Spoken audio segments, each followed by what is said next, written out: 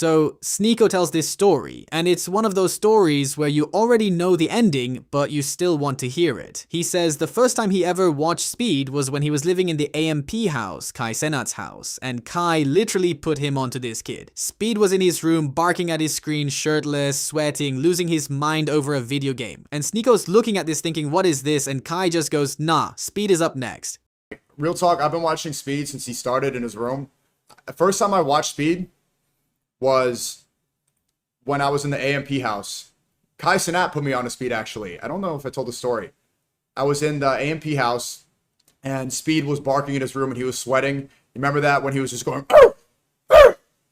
in his room and lighting fireworks? And I think he just hit 1 million subs. And his sub count was on stream, and Kai Cenat said, yo, nah, Speed is up next. And I'm like, what? What is this? He's just some in his room, shirtless, sweaty. He's like, nah, he got it. And Kai Cenat was right, he has an eye for talent. The guy telling that story doubted it in the moment, and even he can't argue with it now. Because look where Speed is now. His song was just played at the World Cup final, in front of 82,000 people, on the same stage as Post Malone. Because to understand how insane July 19th, 2026 actually was, you have to remember where this started. Speed registered his YouTube channel in 2016. He started streaming NBA 2K and Fortnite. By 2020, he was averaging about 10 concurrent viewers. 10, not 10,000, 10 people. And the reason most people found out about him wasn't because of a great stream or a brilliant gaming moment, it was because clips of him absolutely losing his mind started spreading on TikTok. Screaming, throwing controllers, turning his bedroom into a chaos generator for anyone who happened to scroll past it. And people laughed at it because it was funny, but they also wrote it off. This was a meme, a clip, not a career. Then 2021 happened. He went from 100,000 subscribers in April to 1 million by June. And that wasn't the ceiling, that was the floor. He's sitting at roughly 58 million YouTube subscribers now, and that number is still climbing. But even as the numbers got bigger, the mainstream never quite caught up to what was happening. Because then in December 2021, he got permanently banned from Twitch after making sexist comments on Adin Ross's stream. And for a lot of people, that was it. That was the proof they needed. Just a screaming kid who couldn't keep it together. Move on. He didn't move on. He went all in on YouTube. And that decision quietly changed everything. The thing about getting banned from Twitch in 2021 is that at the time it felt like the end of something. Twitch was where streamers lived. Getting banned from Twitch was like getting banned from the internet. But Speed went to YouTube and did something nobody had really done at that scale before. He turned his whole life into a live broadcast. Not just gaming, everything. IRL streams, traveling, showing up in countries where nobody expected him. China, Nigeria, Brazil, Japan, and people didn't just watch, they showed up. Physically. Thousands of them. On the street. The China tour in early 2025 got covered in state media as a cultural moment. Cristiano Ronaldo, the person Speed has worshipped his entire career, publicly called the China tour an amazing trip. Let that sit for a second. The guy he built his whole brand around, clocking him, calling out his trip on social media. It's almost too on the nose. And while all of this was happening, the mainstream still hadn't fully decided what Speed was. A creator, an entertainer, a meme that got too big to ignore. The people at the top of the streaming world had already figured it out. Everyone else was still catching up. Because here's what's interesting. It wasn't just Kai who saw it. The people who actually understood this space, the ones who were already at the top, they were all saying the same thing while everyone else was still making memes about a kid breaking his controller. Xaxi, who agrees with nobody about anything, sat down and ran through a list of every name you'd throw at him. Kai Cenat, Mr. Beast, KSI, Jingzi, every name. No. Mr. Beast. No. Oh, so that's our last one. You think take it back. Okay. You think take a stick back. Why is Speed the biggest one right now? Live content makes for a more reactive audience, and in terms of how much he influences and how much he can move stuff, Speed is definitely number one. Even Mr. Beast, don't get me wrong, he can make a big product and all that.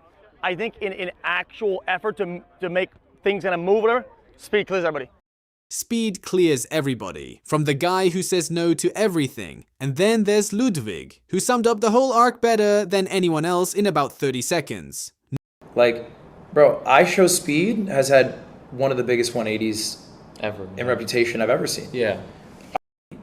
But if you asked me when those clips came out, is IShowSpeed going to be the biggest streamer in the world? He just performed at the fucking World Cup. God, no. You would have never thought that. No chance. No universe. Mm-hmm. No universe where you watch those early clips and call the World Cup, and then it happened anyway. And on July 19th itself, the day of the final, Courage posted this.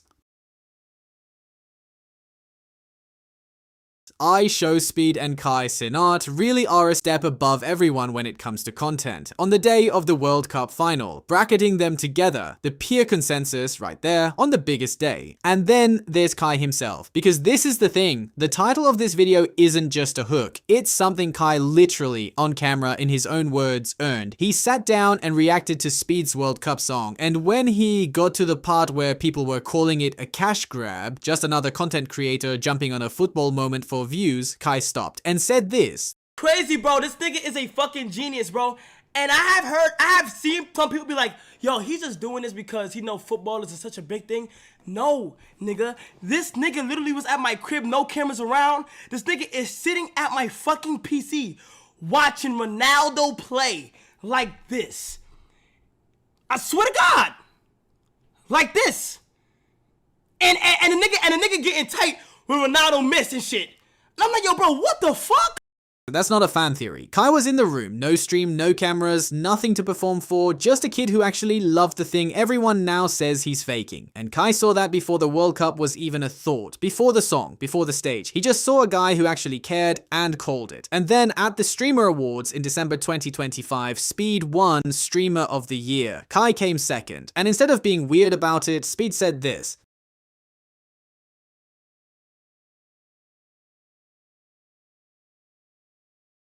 That's not two guys competing. That's two guys who actually rate each other. And Kai's line on Speed, YouTube is Speed's own playground. It's not a compliment from someone being gracious. It's just a fact being stated by someone who's close enough to know. Now, obviously, not everyone was celebrating, because this is Speed and there's always going to be a version of the crowd that hasn't updated yet. Some football fans called the performance embarrassing, out of control, people comparing it to Milli Vanilli because of the backing track, others saying a streamer simply doesn't belong on that stage, that it takes away from real artists. And look, this isn't a new argument. It's the exact same argument that's been running since 2021. He doesn't belong here. He's just a meme. He's doing this for clout. The wording changes, but the energy is the same every single time. The difference now is that Kai already answered it. 2 years ago, in his living room, watching Ronaldo play with no cameras on. Speed wasn't doing it for a World Cup stage that didn't exist yet. He was just doing it because he loves it, and the people who were in the room already knew that. The people watching from the outside just keep finding out late. After the performance, Speed stood outside MetLife Stadium and said this. Just 4 years ago, I was in my mom's house, in my mom's room, streaming, barking, Suey, Cristiano Ronaldo, Suey, lighting my house on fire. A kid from Ohio, Portugal, just doing anything. And I just performed at the World Cup final. So you know what that means, bro? You can do whatever you want, chap. Just believe.